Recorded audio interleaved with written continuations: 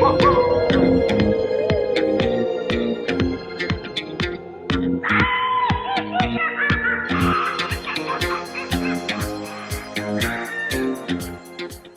back, my spooky little trick-or-treaters. This is Weaver, and it's officially Halloween season. The only time of year when eating fun-sized candy bars for breakfast is considered socially acceptable.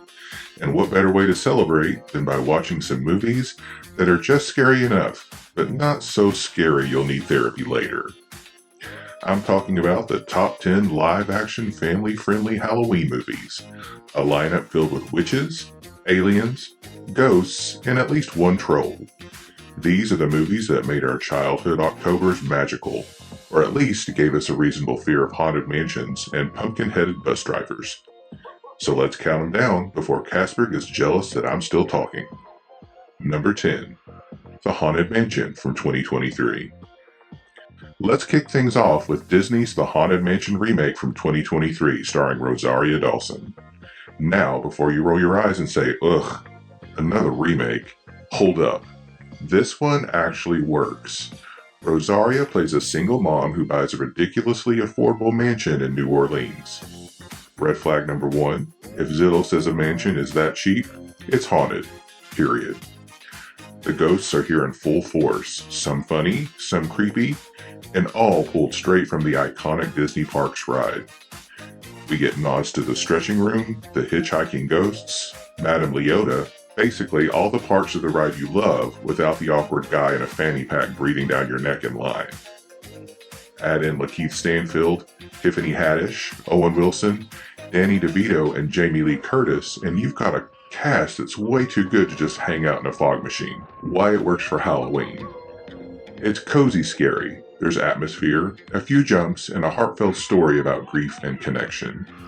You get all the Halloween vibes without your kids crying themselves to sleep. Perfect if you want your movie night to feel like a warm beignet covered in powdered sugar, with maybe a ghost trying to eat it first. Haunted houses are classic, but what about aliens who mistake Halloween for an invasion? Yep, we're blasting off for number 9. Number 9. Spaced Invaders from 1990. Back in 1990, we got Spaced Invaders, a movie where tiny Martians accidentally invade Earth on Halloween night. Talk about bad timing. Lucky for them, every kid in Illinois is already dressed like monsters, so nobody notices. Honestly, it's the smartest alien disguise plan ever. Forget cloaking devices, just raid a spirit Halloween. The aliens are goofy, the effects are pure late 80s charm, and the whole thing feels like someone matched up E.T. with a Saturday morning cartoon. These Martians aren't menacing, they're bumbling idiots who look like they just escaped from a Chuck E. Cheese animatronic band, and that's exactly why kids love them. Why it works for Halloween. The whole story is built around trick-or-treat night, costumes, and small-town chaos. It's silly, harmless, and filled with a nostalgic VHS glow. You won't find Oscar-worthy acting here, but you will find aliens that look like they were designed by Jim Henson's intern on Too Much Mountain Dew.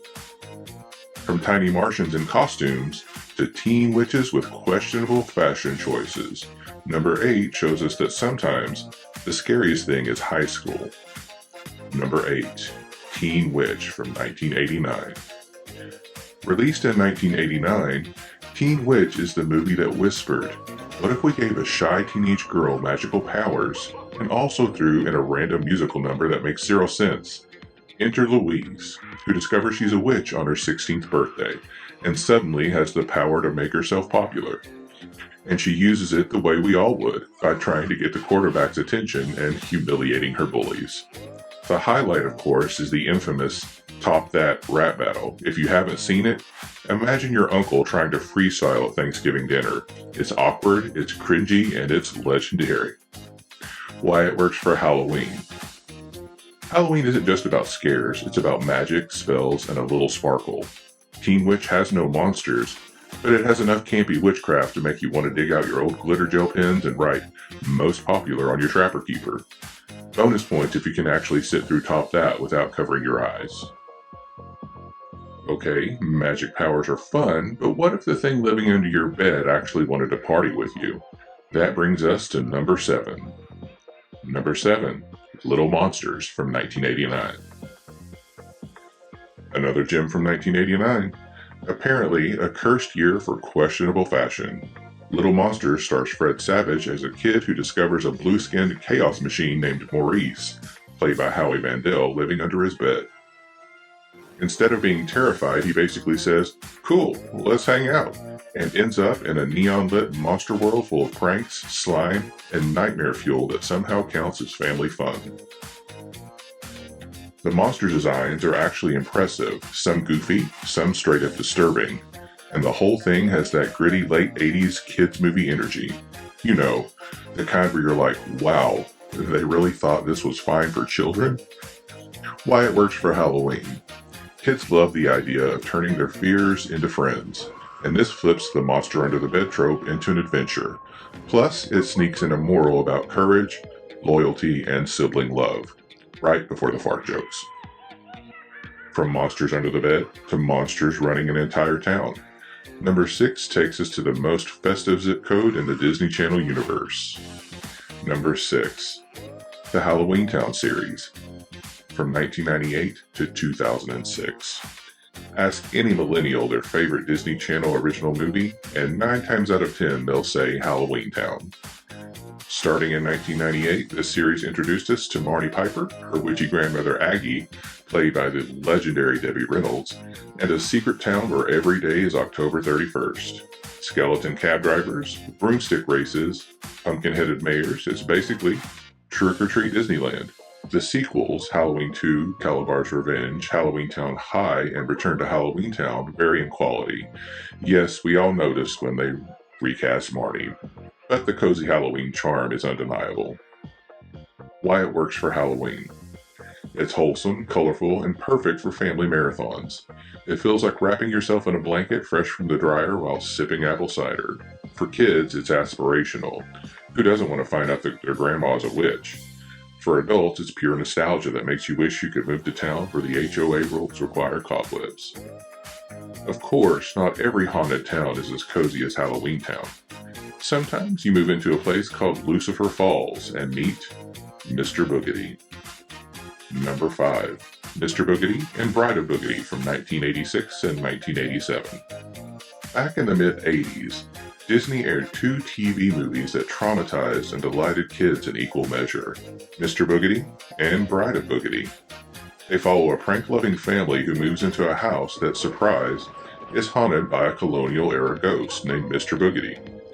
His powers include flashing lights, thunderclaps, and generally looking like a melted wax figure that escaped from the Spirit Halloween clearance bin. The sequel, Bride of Boogedy, ramps up the camp with more haunted hijinks and fog machines than a Kiss concert. The effects are cheesy, the acting is over the top, and that's exactly why these movies are so beloved. Why it works for Halloween. Their Scooby-Doo episodes come to life. Spooky but silly, scary but safe. And if you grew up in the 80s or 90s, these were the movies that made you beg your parents to let you stay up late. Speaking of creepy towns, what happens when a carnival shows up offering your heart's desire with a serious catch? Time for number 4. Number 4, Something Wicked This Way Comes from 1983. Based on Ray Bradbury's novel, this 1983 classic is the definition of autumn atmosphere. A mysterious carnival rolls into town run by the sinister Mr. Dark, played by Jonathan Pryce, whose smile alone should be rated PG-13. The carnival promises to grant your deepest wishes, but at a soul-crushing cost. 2 young boys uncover the truth, and the story becomes a battle not just against evil, but against temptation and regret. Jason Robards plays one of the most moving father figures in Halloween cinema, grounding the fantasy with genuine emotional weight. Why it works for Halloween. It's not about jump scares, it's about mood. Rustling leaves, carnival lights, and that uneasy feeling that magic always has a price. It's the kind of spooky that lingers like a shadow out of the corner of your eye. Ooh, that one's spooky in a goosebump on your arm kind of way. Let's lighten things up with 3 witches who know how to belt a tune. Number 3. Number 3, Hocus Pocus and Hocus Pocus 2 from 1993 and 2022. If Halloween had a Mount Rushmore, the Sanderson sisters would be on it. The 1993 original introduced us to Winifred, Mary, and Sarah. Witches resurrected in Salem when some poor kid lights the black flame candle. Cue talking cats, zombie boyfriends, and Bette Midler singing I Put a Spell on You, like she's auditioning for Broadway. Fast forward to 2022, and the sisters return for Hocus Pocus 2. Was it necessary? Maybe not. Was it fun? Absolutely. Watching them strut back into Salem felt like visiting old friends, if your old friends were murderous witches with fabulous outfits. Why it works for Halloween. This is required viewing. It's funny, it's quotable, and it oozes autumn vibes. Plus, no matter how many times you watch it, you'll always laugh when Sarah Jessica Parker goes full bird brain. From the Sanderson sisters' musical mayhem to Ernest accidentally unleashing trolls, it's time for the lovable goofball himself at number 2. Number 2, Ernest Scared Stupid from 1991. Ah, Ernest, played by Jim Varney. This bumbling hero spends the 1991 Halloween season accidentally unleashing a horde of trolls from an old tree. These trolls are surprisingly creepy, like if someone took leftover Gremlins puppets and said, yeah, that'll do. They turn kids into wooden dolls, and it's up to Ernest to save the day, with help from Milk, because apparently trolls are lactose intolerant. The movie is goofy, slapstick, and filled with the kind of jokes only Ernest could pull off. Know what I mean, Berm? Why it works for Halloween. It's that perfect mix of silly and spooky. The trolls might give little ones a shiver, but Ernest's constant pratfalls guarantee they'll be laughing 5 seconds later. Plus, it's the kind of weird movie that only the 90s could have made. Before we get to number 1, let's talk about a few films that didn't quite fit the family-friendly training wheels. These on-roll mentions are perfect if your kids are a little older, or if you just enjoy adding a touch more nightmare fuel to your popcorn.